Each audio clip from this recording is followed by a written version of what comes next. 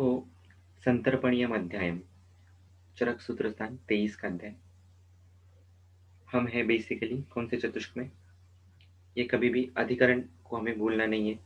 कभी भी अध्याय पढ़ते वक्त चाहे आपको लगता है कि आपको पता है, लेकिन फिर भी माइंड को अवेयरनेस में लेके आइए कि वी आर इनटू विच चतुष्क, राइट? यस, योजना चतुष्क। सो हमारा वो फोकस नहीं शिफ्ट होता है, इसलिए वो हमेशा ध्यान में रखना है। अभी आपके लिए एक प्रश्न है, आपको ढूंढना है ना? शब्दकोश उम्मीद है सबके पास होगा, नहीं होगा तो ऑनलाइन भी मिलता है या आप परचेज करके रखिए। आपटे शब्दकोश होता है या बहुत सारे ऐसे अलग अलग प्रकार का शब्दकोश आप कोई ले सकते हैं। अमरकोश कोई खरीद सकता है। बेनी माधव शास्त्री का शब्दकोश आता है, संस्कृत डिक्शनरी टाइप। तो एक संस्कृत शब्दकोश हमारे पास चाहिए, क्योंकि बहुत बार हम टेकन फॉर ग्रांटेड लेते हैं मीनिंग्स को। एक शब्द का वैसा ही अर्थ नहीं होता है, उसके बहुत सारे पहलू होते हैं एंड विथ कॉन्टेक्स्ट उसका मीनिंग बदलता है। वैसे ही संतर्पण इस शब्द का एक अर्थ ऐसा भी हो सकता है, संतर्पण यानी कि सम्यक तर्पण, right? Do you agree? Type in the chat box. संतर्पण यानी कि सम्यक तर्पण। तो सम्यक अगर तर्पण हो रहा है तो उस पे भी उससे फिर बीमारी कैसे होगी, है ना? ये प्रश्न हमें पढ़ना चाहिए। तो हमें ये ढूंढना है, मुझे भी नहीं पता, मैं भी ढूंढूंगा कि क्या एग्जैक्ट मीनिंग हो सकता है संतर्पण का और अलग। डेफिनेटली हमें इम्प्लाइड मीनिंग तो पता चल गया संतर्पण से। कॉमन सेंस तो ये कहता है कि किसी चीज को अधिक मात्रा में करना, अधिक ब्रूहण करना, दैट कैन बी संतर्पण। But is it what actually it is, है ना? टेकन फॉर ग्रांटेड नहीं लेना इस शब्द को, यही मैं बोल रहा हूँ। हम लोग पकड़ के चलते हैं। कॉमन सेंस डेफिनेटली अपनी जगह पर है, लेकिन एक क्रॉस चेक कर लेना चाहिए कि वाकई में वैसा मीनिंग है, कुछ अलग है, या there is some hidden truth behind it. Okay, तो ये हम आज सब देखेंगे। ऐसा कहते हैं कि कुरंग मातंग पतंग भृंग मीना पंच भिरेव पंच एक प्रमादी स कथम न हन्यते यत सेवेत पंच भिरेव पंच। सुभाषित है। हिरण जो होता है कुरंग, कुरंग मतलब हिरण, वो अपने गाने के विषय की वजह से, मातंग यानी कि हाथी, ये काम उपभोग की वजह से, पतंग रूप पर मोहित होने की वजह से, भृंग भ्रमर जो है वो गंध की वजह से, और मछली मीन जो है वो जिह्वा के स्वाद के विषय से आसक्त होकर ये सब अपने प्राण खो देते हैं। हता पंच भिरेव पंच एक प्रमादी स कथम न हन्यते यत् सेवेत पंच भिरेव पंच। इनका तो एक एक ही विषय पर्याप्त है उनके नाश के लिए। फिर मनुष्य जैसा प्राणी जो एक साथ इन पांचों पांचों इंद्रियों में आसक्त होकर या 11-11 इंद्रियों में आसक्त होकर इस प्रकार से सभी विषयों में उलझता है, तो उसका नाश तो निश्चित ही निश्चित है। क्या लगता है आपको, सही है गलत है? Just look around the people, या खुद स्वयं में ही देखिए, झांक कर हम में ही, कि कितने हम इन 11 इंद्रियों के पीछे दौड़ लगाते ही जा रहे हैं। दौड़ना गलत नहीं है, you need to run, but run with the right intent, right attitude, with calmness, है ना? साधु वृत्ति से दौड़ना है, बिना आसक्त हुए दौड़ना है, इंद्रिय जय करके दौड़ना है ना? उसमें आसक्त नहीं होना है। और संतर्पण अध्याय बेसिकली इन्होंने लिखा तो यहाँ पर है स्निग्ध मधुर गुरु पिच्छलई, लेकिन इन सब के पीछे कोई सूत्रधार है। मैं हमेशा एक शेर कहता हूँ कि कई जहन रसा पर्दे के पीछे काम करते हैं, कई जहन रसा पर्दे के पीछे काम करते हैं, वही कातिल नहीं जो लेके खंजर सामने वार करते हैं। जिसको उर्दू समझ में नहीं है उसके लिए बता देता हूँ। कई जहन, बहुत सारे लोग रहते हैं, बहुत सारे दिमाग रहते हैं रसा पर्दे के पीछे के कलाकार। कई जहन रसा पर्दे के पीछे काम करते हैं, वही कातिल नहीं जो लेके खंजर सामने वार करते हैं। जैसे आपका चरक क्लैरिटी ओशन, आपको लग रहा है कि सर मुझे सिखा रहे हैं, सर हमको बता रहे हैं, नहीं। मैं तो आपका क्या बोलते हैं, रजस तमस का कातिल हूँ, एक प्रकार का करने का माध्यम हूँ। मेरे पीछे करने वाले बहुत लोग हैं, मेरे गुरु हैं, उन सदगुरु की शक्ति है, वो मैं सिर्फ आपको पास ऑन कर रहा हूँ। So nothing is mine. Type in the chat box, आप जुड़ रहे हो, समझ में आ रहा है?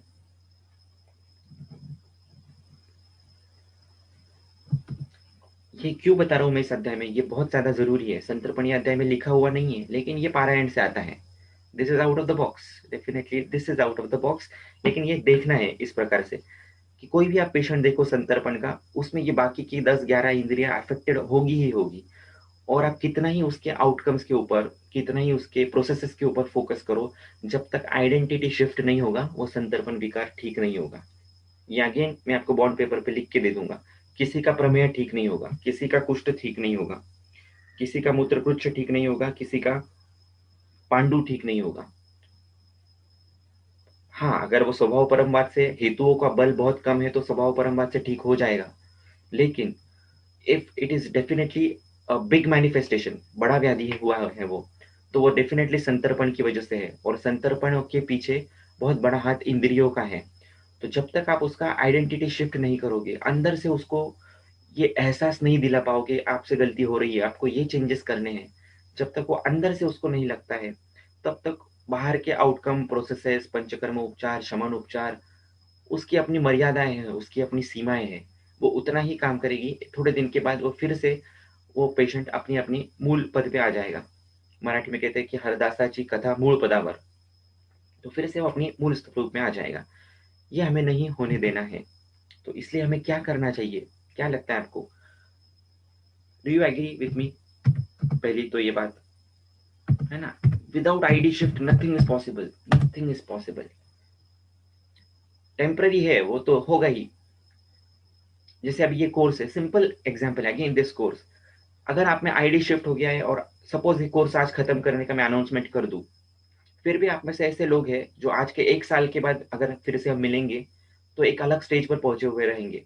ऐसे हार्डली 1% लोग मिलेंगे इस ग्रुप में से, बाकी 99% will be again back to their original life. Yes, why does this happen then? क्यों ये आईडी शिफ्ट नहीं हो पाता है? यही तो पेशेंट में होता है। कौन बताएगा? Very important. इस टॉपिक को समझना बहुत ज्यादा जरूरी है, फिर आगे का ये बहुत इजी है अध्याय। It's not at all difficult.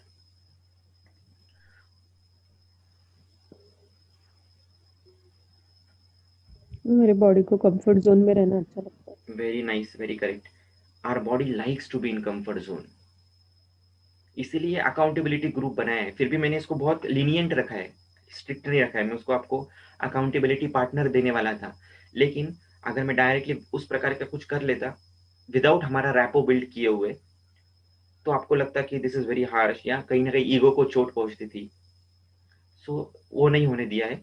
और जब तक वो अच्छे से चल रहे हैं, I don't think there is a need, क्योंकि कोई चीज बिना कंपल्शन के अच्छा कोई करने लग जाए तो then there is no need of compulsion.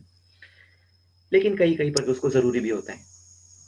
So what is it that we must do in our patients first? पहला पेशेंट आपके पास आए तो पहला उसका आईडी शिफ्ट करो। हेतु तो बंद होते ही रहेंगे, या अपने आप ही हो जाएंगे वो। निदान परिवर्जन पहली चिकित्सा है, आधी चिकित्सा है, लेकिन कब? अगर वो बंद करना चाहे तब ना। आप अगर उसको सिर्फ फोर्स करोगे बाहर की तरफ तो उतना ही होगा। उसका आईडी शिफ्ट करना आपको बहुत ज्यादा जरूरी है। इसलिए first thing is make him, मैंने पहले भी कहा था, मेक हिम एक्सेप्ट कि उसको कुछ विकार है। उसका अवेयरनेस लेके आओ वहां पर। जैसे इस कोर्स में कर रहे हैं वैसे ही कर रहे हैं, वह करना होता है व्याधि में। पहले उसको एक्सेप्ट कराना है कि आपको व्याधि हुआ है। उसको वो एक तो एक्सेप्टेंस है ही नहीं। 99% आप देखो उसको एक्सेप्टेंस है ही नहीं, या ओवर एक्सेप्टेंस है। उसको लगता है इतनी सी चीज हुई है, उसको लगता है बहुत बड़ा हुआ है, या बहुत बड़ा कुछ हो चुका है लेकिन वो एक्सेप्ट करना ही नहीं चाहता। ये दोनों ही चीजें होती है, इससे अलावा थर्ड चीज नहीं है कोई। सो दैट एक्सेप्टेंस उसमें लाना। और वो किससे आता है? अगेन ये सत्व का भाग है। आपका सत्व पावरफुल होगा तो ज्ञान, विज्ञान, ध्यान, स्मृति, समाधि भी, इन सब चीजों से आप उसको एक्सेप्टेंस के लेवल पर लेके आओगे। फिर उसको अवेयरनेस आएगा। फिर उसको आप धीरे धीरे खाने के नियम क्या होते हैं, किस प्रकार से तन मना भुंजित होता है, ये सब बता पाओगे। अगेन ये सत्व के लिए क्या जरूरी है कि आप ये चीजें करो। आप ये चीजें करोगे तो आपको ग्रंथ में देखने की जरूरत नहीं है। अंदर से डायलॉग्स आएंगे, अंदर से आप उसको बोल पाओगे, अंदर से आप उससे जुड़ पाओगे। that connection you will be able to establish with him, and that is what is missing in practice. If you are able to make that connection with that patient, then rest is very very easy. वही ज्यादा जरूरी है। आपने उससे connection बना लिया तो वो ब्लाइंड फॉलो करता है बाद में आपको। फिर आप उसको बोलोगे ये छोड़ दो, आराम से छोड़ पाएगा वो, क्योंकि अंदर से आईडी शिफ्ट की प्रक्रिया चालू हो जाती है। राइट? तो ये बहुत डिटेल टॉपिक है, लेकिन बहुत जरूरी है। इसके ऊपर हम बाद में कभी फिर से देखेंगे। इस अध्याय से रिलेटेड है, इसलिए मैंने इसका यहाँ पर जिक्र किया प्रसंग तंत्र युक्ति से। अभी जैसे हमने कल षडोपक्रम देखे थे, तो बाद में संतर्पण अपतर्पण अध्याय क्यों आया है, ये भी एक सोचने वाली बात है। इसको पहले भी ले सकते थे, राइट। तो अगेन चरक की विजन ऐसी रही है कि पहले वो चीज दे देते हैं आपको और बाद में फिर उसका डिटेलिंग करते चले जाते हैं। जैसे उन्होंने आपको षड उपक्रम नाम के पहले आपके पास में दे दिया उन्होंने सब कुछ, ये ले लीजिए, आपको क्या चाहिए। मान लीजिए एक सोल्जर है, उसको कहीं पे जाना है फाइट करने के लिए, तो पहले उसको सशक्त बना दिया है। ये लो, आपको औजार चाहिए, ये ले लीजिए। आपको कुछ पावरफुल चीजें चाहिए, गन्स चाहिए, पाउडर चाहिए, टेक इट एवरीथिंग, सब आप ले लीजिए। उसको पहले ये फील दे दिया है कि आपके पास है, यू आर प्रोटेक्टेड नाउ। और एक बार उसको वो फील आ गया, फिर उसको बताते हैं बाद में कि ये तो सिर्फ एक जरिया है, the real power is within you, प्रधान मंत्र विश्वकम। अंदर से आपको पहले तो पावरफुल होना है, फिर आपके पास औजार नहीं भी हो तो भी आप ट्रीट कर सकते हो किसी को, आपके पास द्रव्य भी नहीं हो तो अद्रव्य से भी आप किसी को ट्रीट कर सकते हो। बताया ना ये पीछे के अध्याय में बताया, व्यायाम, आतप, मारुत सेवन, अद्रव्य है सब, इसके माध्यम से भी ट्रीटमेंट की जा सकती है।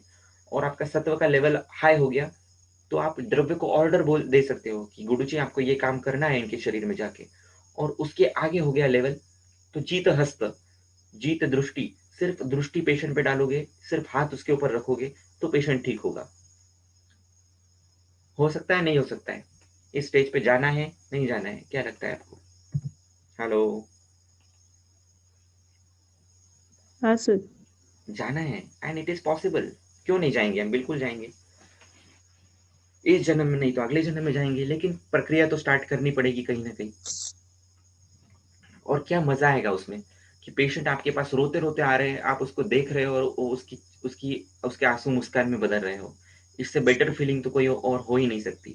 यही स्वर्ग सुख है, यही मोक्ष है मेरे लिए तो, राइट। और हमको इस स्टेज पे जाना है।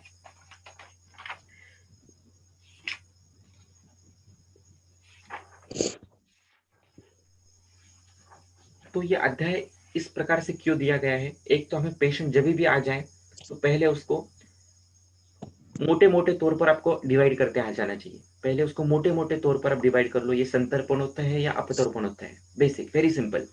मधुर, अम्ल, लवण, दिवा, स्वाप, जो भी कुछ हेतु है संतर्पण के, वो आपको ज्यादा मिलते हैं संतर्पणोत्थ, नहीं मिलते अपतर्पणोत्थ, दोनों मिलते हैं मिक्स।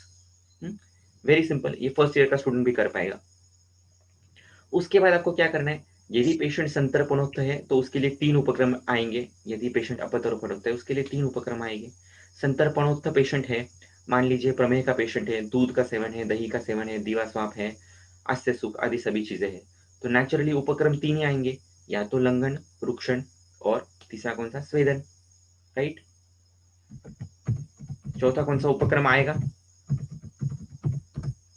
आया तो भी इसके अंदर ही आ जाएगा वो मेरे ख्याल से, आता है तो बताइए। लंघन, रुक्षण, स्वेदन के अलावा और कोई उपक्रम आएगा क्या संतर्पणोत्थ विकार में?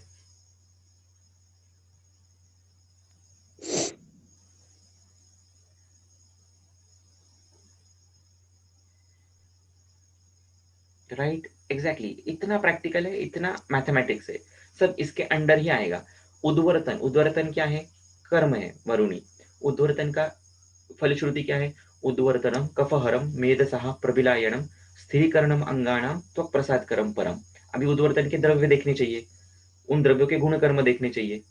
उनके गुण कर्म यदि देखोगे तो अपने आप उल्लंघन, रुक्षण, स्वेदन इसी गुण के रहेंगे, राइट। और ये भूलना नहीं है कि उपक्रम में प्राधान्य है, जैसे भी लंघन है तो बिना लघु गुण के लंघन नहीं हो सकता। स्टेयरिंग जो है वो लघु गुण के हाथ में है, और बाकी के जो गुण है उसको मदद करते हैं। बिना रुक्ष के गुण के रुक्षण नहीं हो सकता, बिना उष्ण गुण के स्वेदन नहीं, बिना शीत गुण के स्तंभन नहीं, बिना गुरु गुण के ब्रूहण नहीं। और कौन सा रहेगा एक,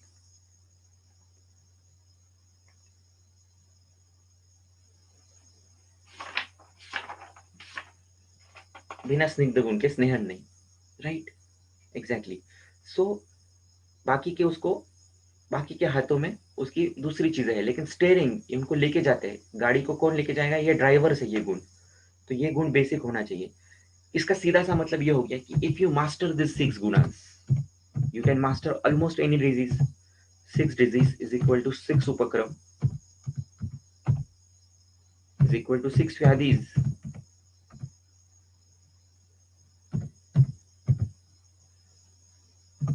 सही है गलत है? 6 ही मेन व्याधि है ना, शारीर व्याधि। 7th 8 भी शारीर ही है, लेकिन शारीर मानस कॉम्बिनेशन में है। सत्व एकदम कम हो जाए उसके बाद हेतु सेवन होता है तो उन्माद अपस्मार होता है। सत्व अच्छा है और हेतु उन्माद अपस्मार के है तो कुष्ठ होगा, उदर होगा, उन्माद अपस्मार नहीं होगा। उन्माद अपस्मार होने के लिए सत्व का लो होना is the pre requisite condition. ये समझ में आ रहा है? 6 गुण, 6 उपक्रम, 6 व्याधि, 6 रस। लेके जाओ 6 6 6 6 को, कहाँ कहाँ पर लेके जा सकते हो आप। This can be the beauty of it. Okay. और फिर बाकी के गुण के आप उसके मदद कर सकते हो, ले सकते हो। मान लीजिए संतर्पणोत्थ ज्वर हुआ है, आप उसको सिर्फ उष्ण गुण इस एंगल से लेकर त्रिभुवन कीर्ति से ट्रीट कर सकते हो, स्वेदन उपक्रम से ट्रीट कर सकते हो। यहाँ पर बाकी के गुण नहीं है क्या? द्रव गुण नहीं है, रुक्ष गुण नहीं है, लेकिन डोमिनेटिंग कौन है? तो उष्ण गुण है। तो इस प्रकार से हर एक व्याधि में हमें सोचना चाहिए।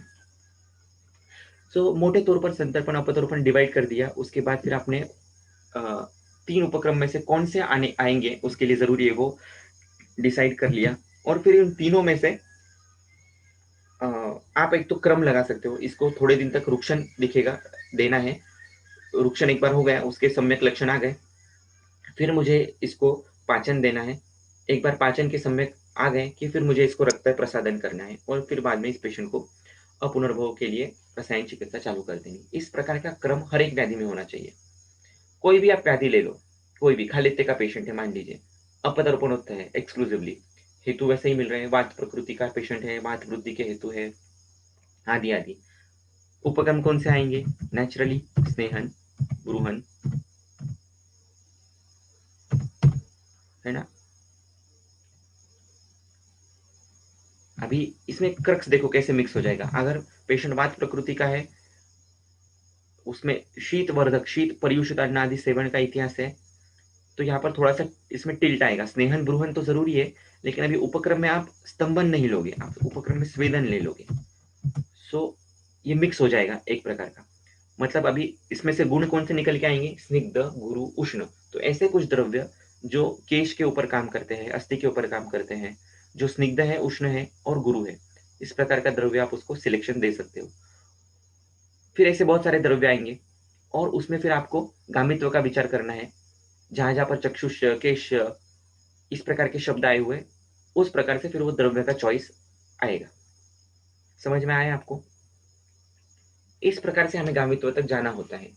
This is the basis of treatment, treating any disease. फिर निदान स्थान में आपको एग्जैक्ट समझ में आएगा कौन सी संप्राप्ति कैसे बैठती है, क्या, everything. But this is very very important. ये जब तक समझ में नहीं आएगा तब तक आप चिकित्सा कर ही नहीं सकते। इसलिए मेरा फेवरेट अध्याय 22 and 23, you have to understand this. फिर इसमें आप जो कोई भी लॉजिक है इसमें बिठा सकते हो। षड्रस का लॉजिक इसमें आ जाएगा, गुणों का लॉजिक आएगा, कर्म का लॉजिक, सब उपक्रम के अंतर्गत ही आएंगे। ये शारीरिक स्तर पर हो गया पूरा, और बाकी का 50% एंगल पूरा आपका दैव और मन का होता है। सत्वा वजह, युक्ति व्यपाश्रय में जिसको बोलता हूं मैं, इसके अंडर युक्ति व्यपाश्रय को डालता हूं। और बाकी का जो है प्रधान मात्र अभिषेकम, सत्वा वजय और दैव उपाश्रय, ये मेरे लिए बाकी 50% में आ जाते हैं। राइट।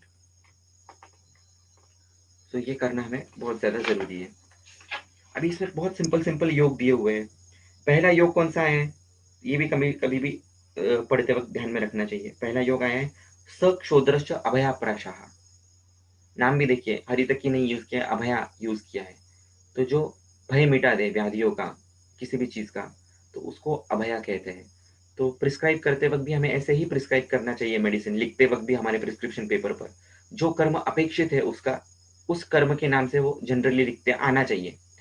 मान लीजिए आपको विसर्प हुआ है किसी पेशेंट को, और आपको उसको मंजिष्ठा देना है, तो आपके पेशेंट पर आप प्रिस्क्रिप्शन पर आप मंजिष्ठा नहीं लिखोगे, आप विकसा लिखोगे। राइट। हृदरोग का पेशेंट है, उसको बुद्धि स्थिर नहीं है, तो स्थिरा शिरपाक ऐसा लिखोगे। और ये काम करता है जिस प्रकार से आप सोचते हो। अगेन मैं आपको वही बोल रहा हूँ कि सत्व आपका स्ट्रांग रहेगा, आपका दैव का बल अच्छा रहेगा, और आप ऐसी ही चीजें कर रहे हो जो अच्छी अच्छी है, गलत चीजों में इंडल्ज नहीं है, तो आपके साथ लक होता है आपके साथ, या पावर होती है एक इनबिल्ट आपके साथ। और फिर आप जो मर्जी करा लीजिए किसी द्रव्य के साथ, वो आपकी आज्ञा सुनता है। ऐसे वैद्य हमने देखे हैं, इसलिए मैं बोल पा रहा हूँ, ये कोई मन की बात है नहीं।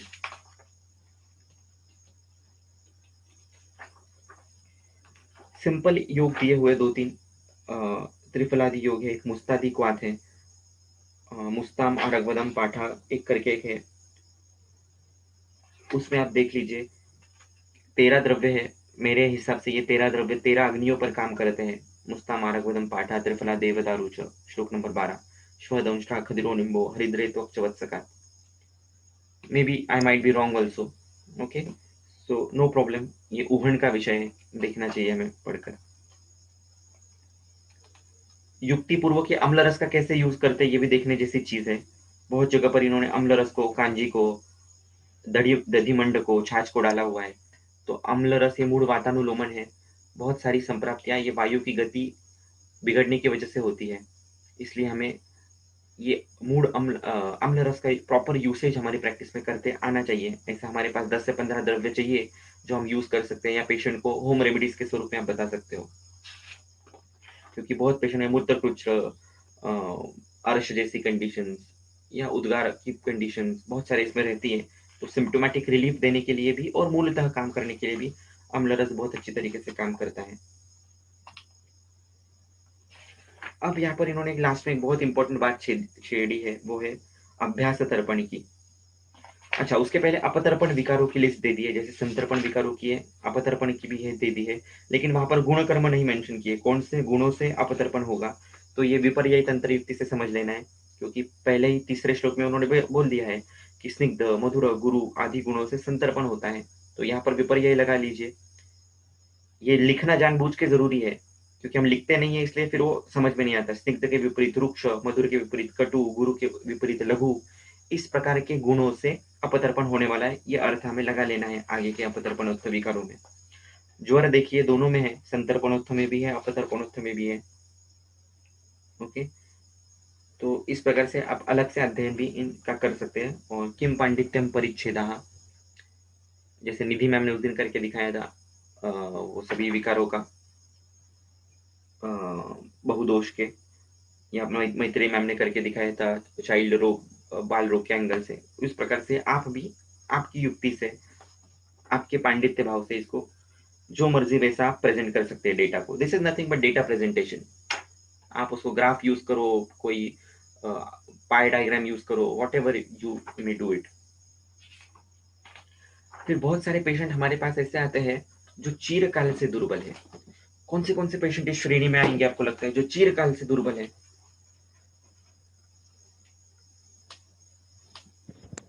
प्रमेह। प्रमेह। यस, प्रमेह आएगा उसमें, पांडु रोग। प्रमेह आएगा, पांडु आएगा, स्टेरॉइड डिपेंडेंट पेशेंट्स आएंगे। आज के बहुत सारे जो स्टेरॉइड डिपेंडेंट आम बात के पेशेंट्स है खास करके, दीज आर ऑल, इनमें आप डायरेक्टली ब्रूहण दे नहीं सकते। ये यहाँ पर ध्यान में रखने वाली बात है इस अध्याय में। ब्रूहण आ रहा पेशेंट होगा, अपतरोपणोत्थ कंडीशन होगी, फिर भी आप उसको डायरेक्ट ब्रूहण नहीं दे पाओगे, क्योंकि अग्नि का बल उतना नहीं है ना। उसको ग्रहणी के पेशेंट, आईबीएस के पेशेंट्स, बहुत सारे पेशेंट इस श्रेणी में आते हैं, राइट। तो उसके लिए आपको क्या करना होता है, तर्पण कल्पना का यूज करना होता है, जो कि बहुत कम लोग यूज करते हैं। क्यों कम यूज करते हैं पता नहीं, लेकिन it is very very simple इसको यूज करना।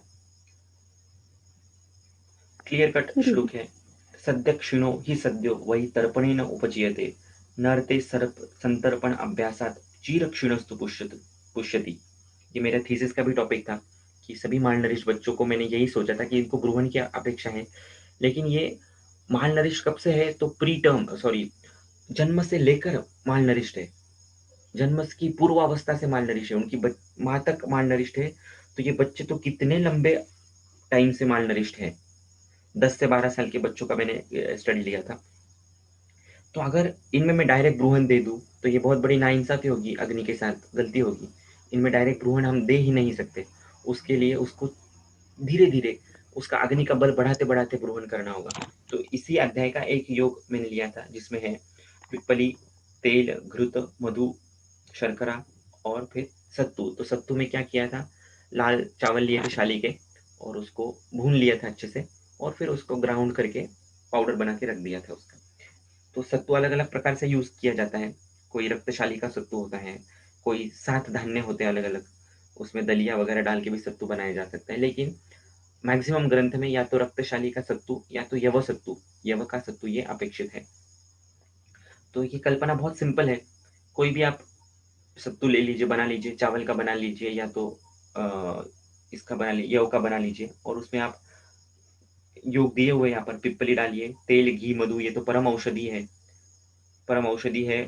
और वात पित्त कफग्न तो है ही, साथ ही साथ इसमें सभी माइक्रो न्यूट्रिएंट्स आ जाते हैं। पिप्पली मूल या पिप्पली जो है ये बेस्ट बायो एनहांसर है, इट्स वेरी गुड योगवाही द्रव्य। तो इस प्रकार का जो कॉम्बिनेशन है ये बायो अवेलेबिलिटी बढ़ाता है, बायो एब्सॉर्प्शन बढ़ाता है, नरिशमेंट करता है, सभी दोषों को ठीक करता है। इस प्रकार की बहुत बड़ी फलश्रुति इसकी है। तो इस प्रकार से धीरे धीरे धीरे संतर्पण करके उसका अग्नि बढ़ा के फिर बाद में आप उसको अश्वगंधा शिरपाक, अश्वगंधा अवलेह and what not, so many things are there, you can try. मैंने जो तेल यूज किया था वो यही था, तिल का तेल ही यूज किया था प्लेन। लेकिन आप युक्ति से और भी बेहतर तेल इसमें डाल सकते हो, जैसे जैसे मान लीजिए अश्वगंधा सिद्ध तेल है, तो आप इसमें वैसा कुछ डाल सकते हो। और ये अगर प्रोजेक्ट कोई लेता है तो ये मुझे करना था, लेकिन अनफॉर्चुनेटली वो नहीं कर पाया। ये बहुत बड़ा एक क्या बोलते हैं, चेंज हो सकता है सिस्टम में। If you can provide such kind of month to malnourished people. आज उनको क्या देते हैं डाइट में, बहुत सारे डाइट आए हैं, अच्छे अच्छे भी है कुछ, लेकिन राजगिरे का लड्डू, शेंगदाने की चिक्की, इस प्रकार का डाइट उनको दिया जाता है। सो वो ठीक है अपनी जगह पर, लेकिन ये संतर्पण मंत्र जो काम करेगा इन पेशेंट में, वो बाकी कोई चीज नहीं कर सकती, क्योंकि ये बहुत ही लघु कल्पना है।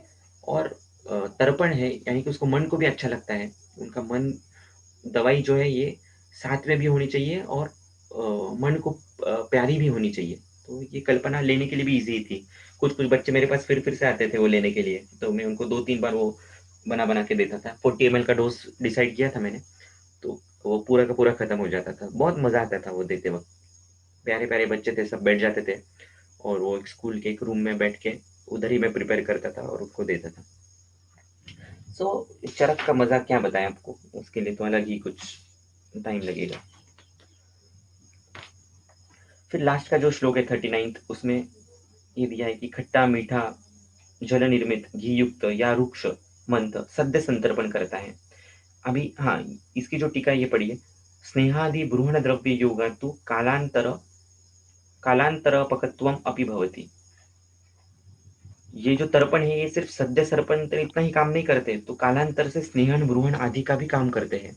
इसको यदि आप निरंतर चलाते हैं तो सिर्फ रस के लेवल पर या लोकल टेम्पररी एक्शन नहीं होगा इसका, स्नेहन ब्रूहण आदि भी इससे एक्शन होने वाली है। ओके, तो दिस इज क्या बोलते हैं, टेक अवे मैसेज इस अध्याय का। ये अगर आपने समझ लिया और प्रैक्टिस में यूज कर लिया तो बहुत ज्यादा फायदा होगा, और स्काई इज द लिमिट। आपने इसकी कंसेप्ट समझ ली तो आप किसी भी चीज का लिटरली तर्पण बना सकते हैं और उसको दे सकते हो। मान लीजिए आपने यव का तर्पण बना लिया, चावल का बना लिया, उसमें अनार का रस डाल के मिक्स करके दे दिया। पेशेंट अम्ल साथ में है तो अनार यूज करो, अम्ल साथ में नहीं है तो मत यूज करो। इस प्रकार की ऐसे पेशेंट की रुचि देखकर भी आप उसमें तर्पण बना सकते हो। बताइए, किसी को कुछ पूछना है? सर खरुचुरादि इसमें तर्पण है। इसमें सद्य क्षीण भी यूज किया है वर्ड। हम्म। आपने चीरक क्षीण जैसे बोला वैसे हाँ सद्य क्षीण हाँ, में। राइट। सदक्षिण जो है, जैसे मान लीजिए अभी क्रिकेटर्स है या कोई भी स्पोर्ट्स पर्सन है, तो उनमें क्या करते हैं ये लोग, हेल्थ ड्रिंक देते हैं। तो या हम लोग भी क्या देते हैं, नींबू शरबत, मधुर अम्ल लवण, है ना। ये वातक वातक शमन करने वाला है और रस का प्रीणन करने वाला है। ये तो करेगा ही, लेकिन उससे अच्छा यदि क्रिकेटर्स में या ऐसे लोगों में सदक्षिण के लिए हम इस प्रकार का कुछ तर्पण दे पाए तो वो और ज्यादा ग्रहण देगा। क्योंकि आप सिर्फ उसको कोई जूस टाइप का कुछ देते हो तो ऊपर का ऊपर तर्पण करेगा, लेकिन इसमें ऐसे द्रव्य है जो बल्य भी है, ब्रूहण भी है। इसको थोड़ा सा घी मिक्स करके भी आप दे सकते हो। अगर आप किचन किंग हो ना, अच्छी गृहिणी हो, तो आप इसमें बहुत सारी युक्ति से प्यारा मीठा बना के दे सकते हो। आप तो निधि मैम तो परम पे भी ट्राई कर सकती है, इसमें से आप योग लेके देखिए, पिपली मधु शर्करा वाला, और उसकी रुचि के हिसाब से आप उसमें अनार का रस डालिए, नींबू का रस डालिए। उसको नहीं पसंद है शहद तो शहद निकाल दीजिए। Everything is in your hand, युक्ति आप जो चाहे कर सकते हो। सर रक्त पित्त है तो पिप्पली चलेगा क्या?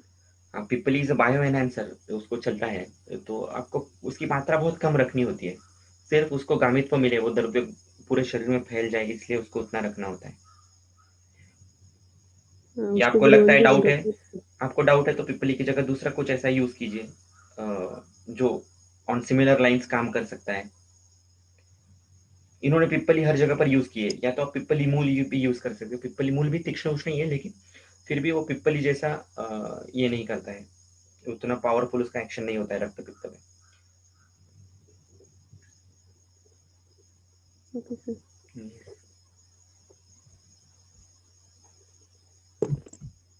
ये एक अध्याय सर मात्र समझने से भी आपको बहुत सारे इंसाइट्स मिल जाएंगे प्रैक्टिस में। एक एक अध्याय में पूरा पूरा प्रैक्टिस करने की क्षमता होती है कभी कभी तो। हाँ बताइए। सर वो गुजराती लोगों में छाछ की बहुत ही हिस्ट्री मिलती है, हम्म। तो छाछ के साथ फिर हरित की चूर्ण दे सकते क्या खाने के टाइम? अभी वो उसमें, बंद नहीं, छाछ पीना बंद नहीं करते। हाँ अभी देखो, ताक का दोनों वेज में है उनका, उनके लिए वो अच्छा भी है क्योंकि वो तक्र रुक्षण करने वाला है, और पूरा आपका डाइट देखोगे तो स्नेहन ब्रूहन वैसा ही है, बराबर है ना? तो उस लिहाज से देखा जाए तो तक्र उनके लिए अच्छा है। फिर आप क्या कर सकते हो, तक्र हमेशा धनिया डालकर ही देना चाहिए, धनिया, जीरक, थोड़ा सा कर्पूर भी डाल सकते हो उसमें, भीमसेनी कर्पूर, इलायची डाल सकते हो उसमें, तो इससे वो तक्र के बाकी के इफेक्ट्स नहीं दिखते हैं। इस प्रकार से उसको दिया जा सकता है। और तो अभया एक्सक्लूसिवली दे सकते संतर्प। क्या हरित की चूर्ण? जैसे आपने सुबह दूध के साथ लेने को बोला है, यस, वैसे छाछ के साथ ले सकते क्या? डेफिनेटली डेफिनेटली उसको दिया जा सकता है, तक्र अभया आया ही है बहुत जगह पर। हम्म, तो आप उसको दे सकते हो वैसे, और उनके लिए अच्छा भी रहेगा क्योंकि रुक्षण करने वाला पहला कोई द्रव्य है तो हरितकी ही है, और तक्र के साथ देंगे तो उसका डबल इफेक्ट दिखेगा, रुक्षण का भी, पाचन का भी इफेक्ट एक्स्ट्रा दिखेगा।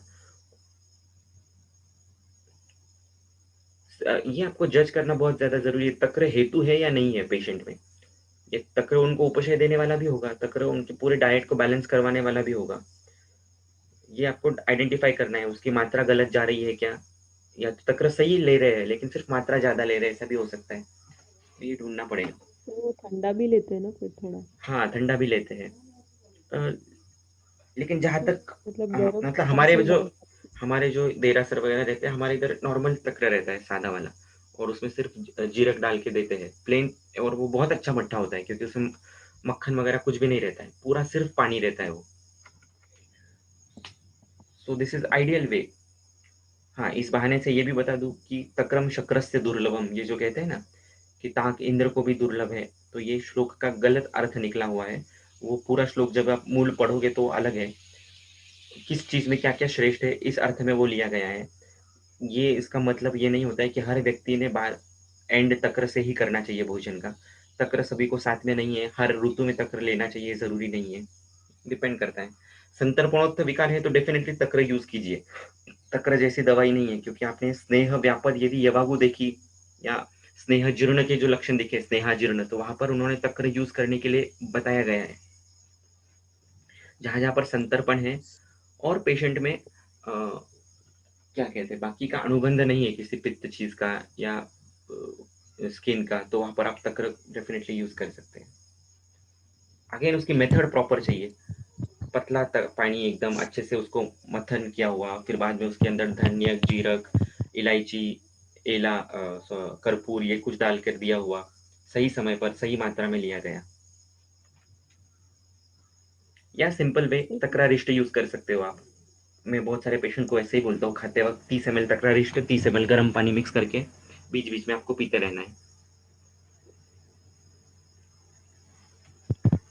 सर हाँ बोलिए सर।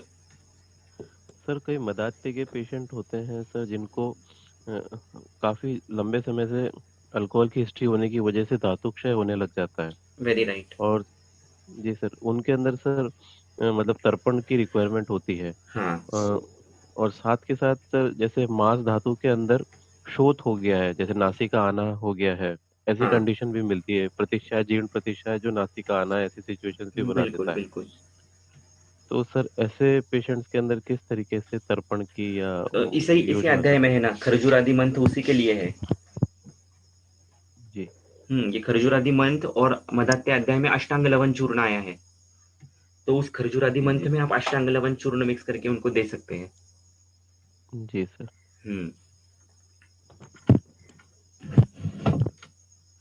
सर हाँ हेलो हाँ, बोलिए मैम। सर हेलो हाँ हाँ सर, तत्काल नासिका अनाह से उपशम मिल जाए, ऐसा कुछ किया जा सकता है क्या क्या सर? क्या क्या? तत्काल उनको कौन से पेशेंट को? नासिका आना, जनरल मदाती के क्या पेशेंट मराठे के के अंदर, पेशेंट? अच्छा मदाती के पेशेंट को, क्योंकि अच्छा, नासिका शोथ इतना ज्यादा होता है कि सर उनको ऑपरेशन के लिए जाना ही पड़ता है फिर। ऐसे बहुत सारे देखे आपने। जी तो, सर। तो आप क्षार तेल यूज करके देखिए। क्षार तेल का इतना स्पेस नस्य। ही इतना स्पेस ही नहीं रहता कि सर उस तेल अंदर जाए नाक के अंदर। अरे सर, वो सिर्फ लगा दिया तो भी काफी है, अंदर से उसको इतना सूक्ष्म और तीक्ष्ण होता है कि अंदर तक वो चला ही जाएगा। या जी जी प्रधमन जी। नस्य भी कर सकते हो आप, उसको थोड़ा सा जी झटका जी। दे सकते हो, वचा का प्रधमन भी किया तो भी चलेगा। अच्छा। मैं बहुत जी सारे सर। ऐसे पेशेंट को लवण जल का करता हूँ। सिर्फ सेंधा नमक लवण मिक्स करके फिर वो 4-4 5-5 बूंद डालना है। थोड़ा सा ऐसे झटका बैठता है 2 मिनट के लिए, लेकिन खुल जाता है जी नाक तुरंत। जी सर। हम्म, तो लवण का जल उसका यूज आप करते हैं सर, वो उसका हाँ रिजल्ट अच्छा रहता है? हाँ, खाली सेंधा नमक मिक्स करते हैं सर? खाली सेंधा नमक गर्म पानी में। जी सर। जी जी। Hmm, thank you sir. Yes yes.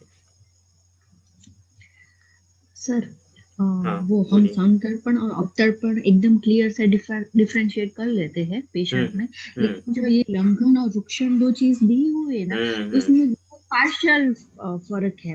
Right. जैसे कि आपने वो यूट्यूब वाले वीडियो में बताया था, प्रतिशय वाला पेशेंट की कंडीशन जो एक्सप्लेन की थी, हम्म, उसमें आपने रुक्षण चूज किया था। राइट। शायद मैं उस जगह पे होते ना तो मैं हम्म लंघन चूज करते। तो सर हम्म, उसके बारे में, और फिर वही सेम चीज ब्रूहन के लिए भी और स्नेहन के लिए भी पार्शियल एग्जैक्टली। पार्शियल डिफरेंस है। परफेक्ट परफेक्ट, वो बिल्कुल वो सही कहा वाला आपने। बताना। वही जैसे कि मैं बोल रहा हूँ कि लंघन का जो स्टेरिंग है वो लघु गुण के हाथ में है, बाकी के गुण रुक्षण जैसे ही है, और रुक्षण का स्टेरिंग रुक्ष गुण के हाथ में है। तो मान लीजिए किसी पेशेंट ने, अगर मैंने लंघन चॉइस किया है, तो मैं उसको खाने के लिए कुछ भी नहीं दूंगा दिन भर, पूरे दिन वो अपने आप लंघन हो जाएगा। या मैंने किसी के लिए रुक्षण चॉइस किया है, तो मैं उसको हरितकी का सेवन करवाऊंगा। तो ये डिफरेंस आ हाँ जाएगा नहीं स्लाइट। सर, हरित की लंघन भी कर देगी ना वो हाँ, वो तो लेकिन लंघन भी कर देगी। हरितकी प्रायः रुक्षण है। क्यों? क्योंकि हरितकी ये कषाय रस प्रधान है, पहला द्रव्य आया हुआ है ये चरक चिकित्सा स्थान में। और आप रुक्षण की हम्म, फलश्रुति देखो तो मर्मक रोगों में सभी जगह पर रुक्षण क्रिया करने के लिए बोला है। हाँ। और मर्म व्याधियों में अगर हमें रुक्षण करना है तो हमें रुक्ष प्रधान रसायन द्रव्य यूज करना चाहिए, बराबर। हम्म, तो ऐसे जी। कम द्रव्य है, उसमें से एक हरितकी है, अमल की है। हम्म, लेकिन अगेन फिर से आप देखोगे तो एक्सक्लूसिवली रुक्षण नहीं है ये, हम्म, है ना। तो यही युक्ति है, ये प्रॉपरली कर सकते हैं। लेकिन हम अभी मैंने और इसका रुक्षण जी। कर्म बढ़ाना है, तो मैं हरितकी को तक्र के साथ, हरितकी को तक्र और मधु के साथ इस प्रकार की करते चले जाऊंगा उसको। हम्म, रिजल्ट में थोड़ा बहुत ही डिफरेंस आएगा, या कभी कभी जी। मेजर भी आ सकता है, because on an average thinking same है, हमारा उपक्रम गलत नहीं हुआ है ना। उपक्रम का चॉइस ऑलमोस्ट हाँ सेम ही आया है। अपतर्पण ही करना है, सिर्फ थोड़ा बहुत बिगड़ेगा इधर उधर, और वो ट्रायल एंड एरर से बराबर बैलेंस हो जाता है। उपशय अनुपशय से हमें नेक्स्ट टाइम में समझ में आ जाता है कि क्या गलती हो गई, इसको क्या चेंज करना चाहिए।